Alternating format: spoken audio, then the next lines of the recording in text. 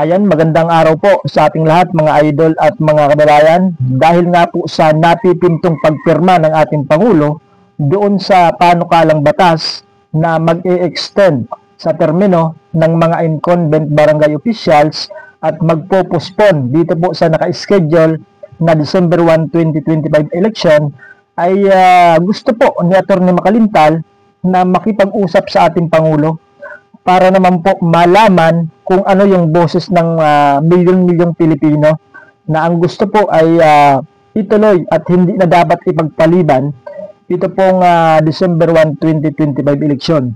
Hindi lamang yung mga kongresista yung pinapakinggan ng ating Pangulo. Hindi lamang yung mahigit 300 na kongresista na ang gusto po ay i-postpone itong nakatakda na December 1, 2025 election. So ngayon ay pakinggan po natin ito pong interview o panayam kay Atty. Makalintal doon po sa programa ni Sir Ted Pailon at DJ Chacha. Ito po, panoorin po natin mga idol at mga kabayan. Para po dito po sa ating importanteng issue pag-uusapan ngayon. Good morning po, Attorney! Good morning, Ted and DJ Chacha at yung mga tagapanood na kami. Good morning po, Attorney Romy Mac. Nakita po namin ito pong statement ninyo tungkol nga po dito sa umuugong na balita na posibleng pirmahan ng Pangulo, no? Ito pong pag-extend muli ng Barangay at Sangguniang Kabataan elections. Para lang po sa mga nakikinig at nanonood din sa atin, pwede nyo po bang sabihin din kung ano talaga para sa inyo ang legal na batayan kung bakit unconstitutional ito pong pagpapaliban ng BSKE? Well, unang-una, nagkaroon na ng desisyon ng ating Korte Suprema dun sa naunang Makalintal versus Comelec 2023 kung saan dineclare na unconstitutional ng ating Korte Suprema ang pagpupuspon ng isang eleksyon ng wala man lang kadahilan. Walang dahilan na ibinibigay ang Kongreso. Katulad ngayon, itong balak na pagpuspon ng halalan na nakatakda sana sa December 2025, wala rin ibinibigay na anumang dahilan ang ating Kongreso sa pagpupuspon ng nasabing halalan. At itong nasabing halalan sa pagpuspon nila ay gagawin daw sa first Monday ng November 2026. Yung ginawang yan ay pagpapatunay lamang na mukhang talagang hindi pinag-aralan ng ating mga mambabatas ang nasabing panukalang batas. Sapagkat kung titingnan natin, yung first Monday ng November 2026 ay November 2 at yan ay All Souls Day. Yan ay isang sagradong araw para sa ating mga mamamayan sapagkat tayo mga Pilipino ay ang araw ng kaluluwa ay yan ang pagpunta natin sa sementeryo at tayo yung nagdadasal para sa mga namatay natin mga kamag-anak at karamihan sa mga tao niyan ay nasa probinsya pa. Kaya hindi dapat mahaluan ng halalan ang araw na yan. No, At sa akin palagay, yung pagpupuspon na yan ay isang paglabag sa ating karapatan na tayo ay pumili ng ating mga leaders na mamumuno ng ating mga barangay. Attorney Romy Mac, puntahan ko po yung sinasabi ninyo. Wala silang mabigay na malinaw na dahilan kung bakit gusto po nilang i-extend itong termino ng mga barangay officials natin. Pero sa mga nakaraang balita, ang sinasabi po ng mga mambabatas natin, una, para bigyan nga daw po ng mas mahabang panahon itong Comelec na magamit po yung budget nila para sa paghahanda dito sa Bangsamoro parliamentary elections. Meron din silang sinasabi dito na mas makabubuti din daw po ito for barangay governance dahil mas matututukan yung mga implementasyon ng mga projects nila na hindi pa po natatapos. Ano pong tugon nyo dyan? Yan ay isang malaking kasinungalingan, sapagkat kung may kailan dahilan, pag yan hindi nila pinag-aaralan ang batas na kailang ginagawa.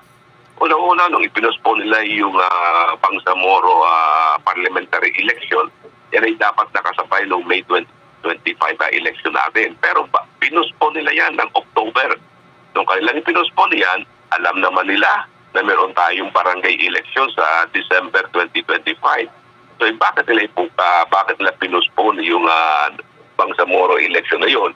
Ganong alam naman nila na may darating na barangay election. Pangalawa, yan naman sa Bangsamoro election na yan, ay 40 positions lamang ang at stake yan. Hindi yung 70 na sinasabi nila. Kasi sa hanggang ngayon, wala pang apportionment ng district sa BARM. Kaya magiging yung BARM election na yan, medyo magulo yan. May nakapending ngayon na petition sa Korte Suprema kung saan pinag-declare unconstitutional ang nasabing darating na halalan. Kasi sa ilalim ng BARM election, dapat yung ang i-elect natin ay yung party list representative sa BARM at saka yung district representative sa BARM. Pero sa kasalukuyan, 40 party list lamang ang merong slot. Pero yung sa mga district representative na 32 district representatives hanggang ngayon ay wala pa. Hindi pa nabubuo sa BARM. So paano ka magkakaroon ng halalan sa BARM? Ganong kulang o wala o hindi pa napapangalanan ang mga distrito sa nasabing area. Kaya kung tuloy man ang BARM election, 40 positions lamang ang pagtatalunan dyan as compared to sa maraming barangays natin. Okay, sige po. So sir, sa ngayon, ito ang laman ng balita, mukha daw pong lalagdaan na at meron ng petsang ibinibigay ngayon pong Agosto. What is your gentle, if I may use the word gentle, reminder sa ating presidente? Baka nakikinig ngayon si Ma'am Attorney Claire Castro o sino man pong taga Malacanang. Go ahead po, Attorney. Well, kung nakikinig sana yung mga tagapagsalita o sino mang namumuno o sino mang pwedeng bumulong kay Pangulo, ay baka naman pwede kaming makipagkita kay Pangulo at pakinggan niya ang daing ng taong bayan. Kasi ang pinakikinggan lamang ng Pangulo ay yung mahigit na 300 congressmen at 24 na senador o 324 people lamang na political allies niya. Paano naman ang milyong-milyong taong bayan na naghihintay na ituloy ang nasabing halalan? Sana naman ay pakinggan naman kami ng Pangulong Marcos. Baka naman si Miss Claire Castro ay nakikinig.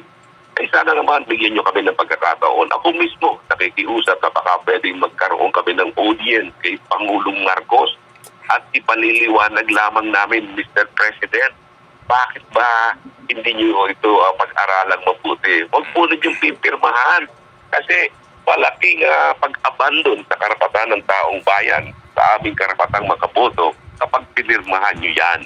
At kung pipirmahan nyo yan, Mr. President, pirmahan ninyo para ibito ang nasabing barangay bill na yan. Yan ang aking panawagan, Ted, na nakikinig si Executive Secretary Bersamin, si Claire Castro, please, give us a chance to meet the President and discuss this matter on behalf of the Filipino people. So, kayo po ba'y dudulog sa kataas-taasang hukuman kapag hindi kayo pinagbigyan at lagdaan ng Presidente ang batas? Yes, definitely, Ted. Naka-prepare na yung aming mga petition dito at hinihintay na lamang namin na ilagay yung Republic Act number. Okay. Republic Act number na lamang hinihintay namin dito, Ted. Kaya sana naman marinig din kami ng Pangulo. Hindi lamang yung kanilang mga political allies ang pakinggan mo, Mr. President. Pakinggan mo ang milyong-milyong taong bayan na ayaw na mag-postpone ng halalan. Sige po, well said, Attorney Romy Mac. Kami po'y ang balita po sa Malacanang dito po sa pangyayaring ito at muli kaming tatawag kung kinakailangan. Mabuhay ka, Attorney! Ay, maraming salamat, Ted, at DJ Chacha, at sa inyong mga tagapanood, tagapakinig. Salamat.